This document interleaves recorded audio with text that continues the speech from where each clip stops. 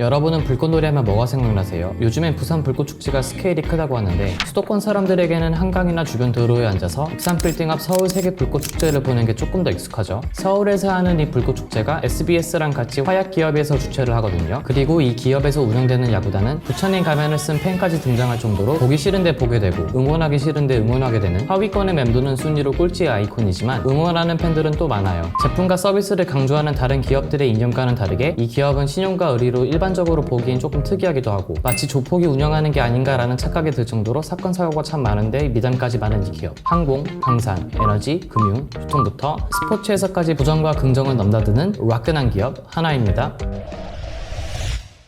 우주항공, 오션, 방산, 에너지, 소재, 금융, 유통 서비스로 크게 4가지 사업 분야에 하나이글스와 하나큐셀 골프단, 하나생명 e스포츠까지 3개 구단을 운영 중인 국내 재계 순위 7위인 하나그룹의 원래 사명은 한국화약그룹으로 첫 시작은 일본에 이어 아시아에서 2번째로 다이너마이트를 자체 생산하면서 한국의 노벨 또는 다이너마이트 킴으로 불린 남자 김종희 회장으로부터 시작이 됐어요. 사진을 보시면 아시겠지만 생김새답게 호탕했으며 책임, 의리 이런 부분에선 기가 막혔다고 해요. 일제강점기와 6.25 전쟁을 모두 겪은 후 나라를 재정비하기 위해 터널도 뚫고 도로도 닦고 건물도 지으려면 당시 화약으로 만든 다이너마이트가 필수였거든요. 1977년 철도역 직원이 뇌물을 받고자 다이너마이트가 실린 기차를 40시간 동안 대기를 시켰었어요. 이때 호성원이 폭약이 된 화물칸에서 촛불을 킨 채로 잠이 들었다가 불이 옮겨붙으며 롯데월드와 속초노수를 합친 정도의 범위인 반경 500m 이내 대부분의 건물들이 파괴될 정도로 큰 사고가 발생했었거든요. 당시 김종희 회장은 전 재산 90억, 지금 시세로 5천억 원을 위로비와 복구비로 사용했다고 해요. 그리고 천안의 명문 북일고등학교 창립자로 고교 야구가 인기일 때 야구부를 창단해 지금까지 그룹 차원에서 지원을 하고 있어요. 유명 선수로는 김태균, 안영명, 유현상. 과거의 영광에 비해 유명 선수를 배출하지 못했다는 평가도 존재하는데 야구는 잠시 후에 다시 얘기할게요.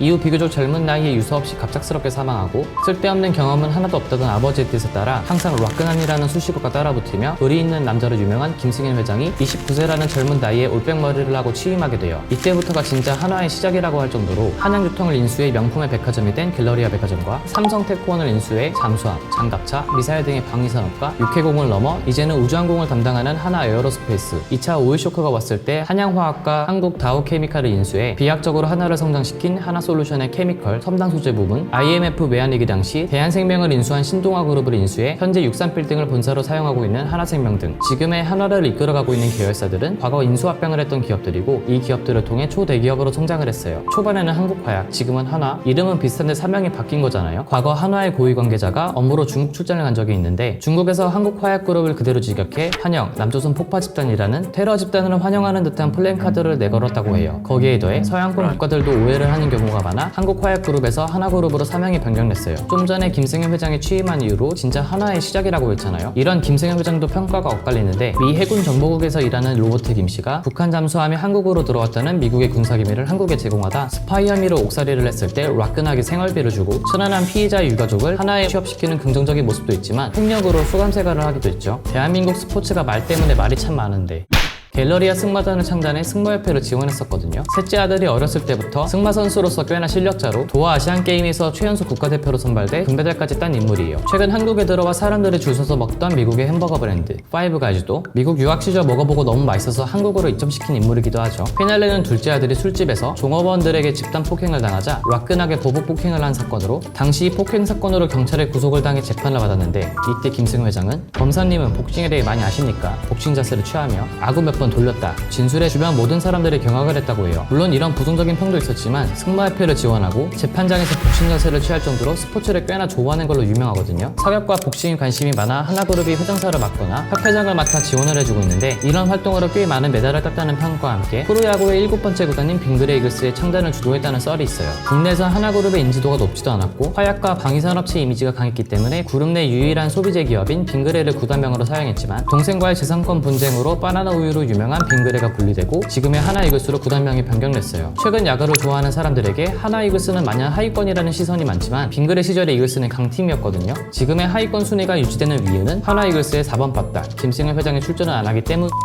화약 기업답게 일처리가 와끈해 2002년 백혈병으로 투병 중인 이글스 전 투수 진정필 선수가 수수비가 없던 차 수수비를 턱 하고 내주고 2011년 8월 LG와의 경기에선 선수들에게 금일봉을 지급하고 김태균을 데려와달라는 패를 말해 김태균이 잡아올게 라며 이승엽 감독의 당시 연봉인 8억 원을 훌쩍 넘는 사상 최대 연봉 15억에 계약해 데려왔어요. 2012년 5월 두산과의 경기엔 응원을 위해 인정을 5,000명을 대동해 등판하고 2014년 김성근 감독을 영입하라는 팬들의 시위가 있자 일사천리로 데려와 계약했어요. 팬들과 소통하는 구단주라는 좋은 면도 있지만 야구를 잘 모르는데 야구를 굉장히 좋아한다는 평도 있어 지금은 운영에 손을 뗀 상태라고 해요. 이런 하나 이글스의 팬들을 보면 승패를 무시할 수 없지만 구단 자체를 좋아하는 느낌이 있거든요. 주변에선 그렇게 스트레스 받을 거 왜 자꾸 보냐는데 애증의 관계 같은 거죠. 하나 팬 중 유명 연예인으론 박보영, 차태현, 조인성, 송중기, 박정민, 남희석, 이봉원, 최양락, 진짜 보살이 된 가수 김경록 씨 등 1승 자체가 아닌 안타 하나가 소중해 환호를 지르고 팬들과 감독의 눈물을 보니 팀을 사랑한다는 게 하나를 보면서 하는 말일 것 같아요. 어쩌면 매번 꼴찌하는 게 마케팅일지도 모르지만 하나 이글스 다큐멘터리의 내용을 보면 실패할 자유라는 대목이 등장해요. 선수이자 프로이기 때문에 승리를 목적으로 하는 게 팬들의 시선에선 당연하지만 모든 선수가 경험을 가지고 시작하는 것만은 아니기에 이런 의견 역시 존중받아야 된다고 생각해요.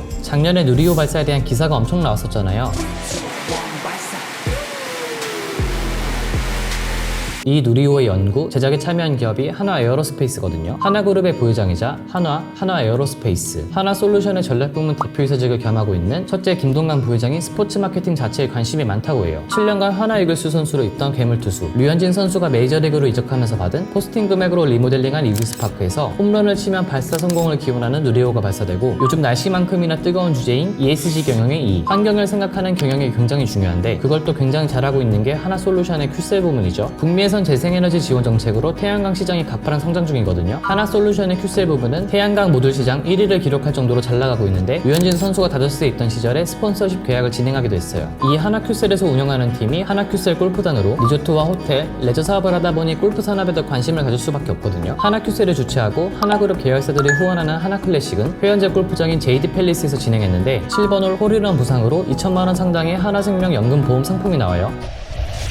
대부분의 사람은 보수적인 성향을 가지고 있어요. 미래에 대한 변화를 예측하기 힘드니 도전보다는 최대한 기존의 것을 유지하라는 특징이 있거든요. 그렇게 우리가 가입을 하는 게 보험이라는 상품이죠. 적은 돈으로 미래에 대한 대비를 할 수 있으니까요. 서류를 통해 돈과 돈이 오가고 경기를 많이 타는 산업이다 보니 은행과 보험사 등은 보수적인 성향을 많이 가질 수밖에 없어요. 이런 보수적인 국민권에서 최초로 창단된 구단이 국내 빅3 생명보험 회사이자 삼성생명 다음으로 국내 2위 보험회사인 하나생명의 하나생명 e스포츠예요. e스포츠에 대한 움직임은 하나생명뿐만이 아니라 금융권 전체가 경쟁적으로 투자를 하는 상황이거든요. 신한은행의 스타리그부터 카트라이더와 리그 오브 레전드의 스폰을 한 게 대표적이죠. 아직까지 대회에서 두각을 나타낼 만큼의 성적을 내지는 못하고 있지만 한국이 또 게임 잘하는 걸로 유명하기도 하니 국내 팀이나 대회가 해외 진출까지 한다는 걸 고려하면 미래 잠재 고객인 MZ세대에게 어필하기에도 좋고 브랜드 인지도를 위해 프로스포츠보다 가격이 싼 e스포츠가 가성비 면에서 더 좋기 때문에 경쟁적인 투자를 하는 상황이다 라고 판단할 수 있을 것 같아요. 여기까지 하나의 스토리와 스포츠 구단들에 대해 알아봤는데 앞서 말했던 LA 다저스를 포함해 유벤투스나 샌프란시스코 자이언츠에도 스폰을 진행했던 이력들을 보면 우리가 생각했던 것보다 훨씬 더 많은 관심을 스포츠에 쏟는 중인 것 같죠. 프로스포츠는 모든 구단과 팀들이 상향 평준화가 되어 이기고 지고를 반복하고 리그가 국내를 넘어 해외로 진출하는 목적을 가지고 있지만 사회 공헌을 위해 기업이 운영하는 조금은 특이한 형태를 지닌 한국에서 팬들이 목 놓아 부르는 한화라는 이름을 들으면 이게 프로스포츠의 진정한 의미가 아닐까 싶어요. 그래서